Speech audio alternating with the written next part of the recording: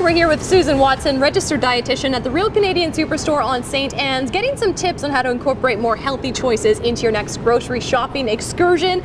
We're in the dead giveaway aisle. Vegetables, never a bad thing. Yes, fresh vegetables are always great in any time of year. But you know, frozen vegetables are just as healthy, as well as canned vegetables. You just want to make sure that you look for ones that say low salt or no salt added. So this one right here only has 50 milligrams of sodium, whereas this one has 290. So there are low sodium options. You just want to make sure that you choose those for your canned vegetables. So it's great. Stock up on frozen vegetables, throw some cans in the pantry, then you're not always in a rush. Yeah. All right, so the vegetables might be a little bit easier, but when it comes to other items in the grocery store, it's a little bit trickier to choose healthy options. Yes. So we're going to head to the bakery? Yes, sounds good. All right, Susan, when it comes to bread, what is the absolute best kind you should be buying? The best kind has to be 100% whole grain bread, so made with whole grain flour.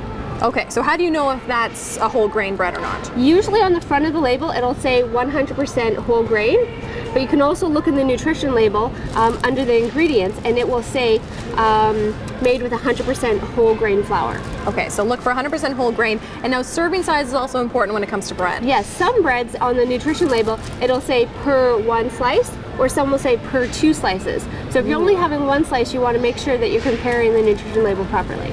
Okay, so what do you want to look for in the nutrition section once you find your whole grain bread? Okay, the first thing you want to look for is fiber. You want to make sure the fiber is between 3 to 5 grams of fiber per 1 slice.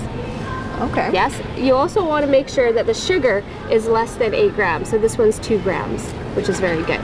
The other thing you want to do is make sure that it's low sodium. So some sodium in bread is very, very high and some it's a little bit lower. So this one is about moderate at 180.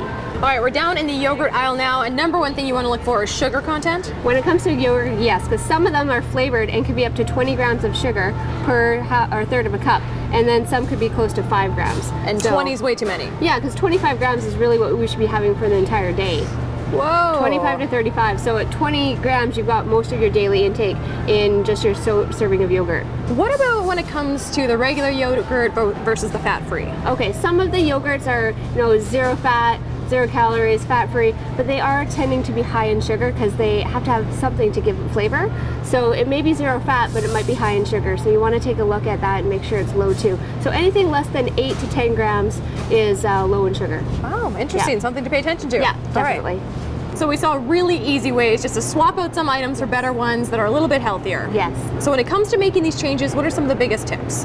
Well, you want to start out small. You don't want to go ahead and clean out your whole house and replace everything. No. Start with 1 item a week. Make small changes. Take some time to really evaluate your products, but don't do anything drastic right away. All right, you didn't get to these eating habits now overnight, so don't expect the change overnight. Exactly. All right, well, thank you so much for this tour. Very informative. For more information, you can visit breakfasttelevision.ca.